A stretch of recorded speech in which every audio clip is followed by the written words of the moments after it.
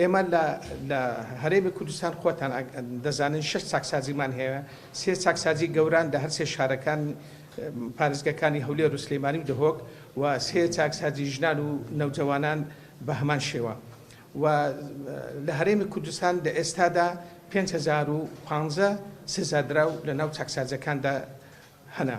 بەڵام ئەمانەوێ ئەوەتان بۆ بخێنە ڕوو کە لە ساڵی 2020 چەند سزادرا و ئازاد بوونە و چەند سزادراویش هاتوونەتە ناو چاکسازەکان. لە سەردەم چاکسازەکان لە هەرێمی کوردستان 3306 سزادراو لە ساڵی 2020 ئازاد بوونە.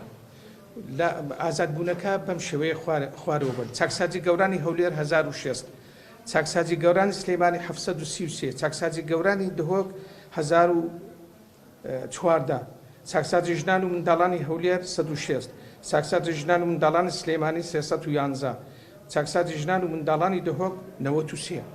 بەڵام ئەوانەی کە هاتوونەتە ناو چاکسازەکان لە ساڵی 2020 سەرجەمی 3732 کەس بووە، واتە ژمارەی ئازادبوون لە ژمارەی هاتنی سزادراوە بۆ ناو چاکسازەکە کەمترە.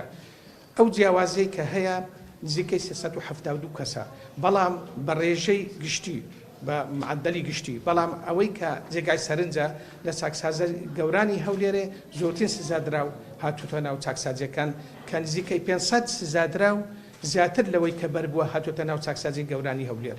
ئەوانەی کە هاتوونە بۆ ناو چاکسازی گەورانی هەولێر زۆربیان مادەی هۆشبەرە، دوای ئەوە تێرۆر دێت، اینجا مادەکانی کوشتن و دزین دێت.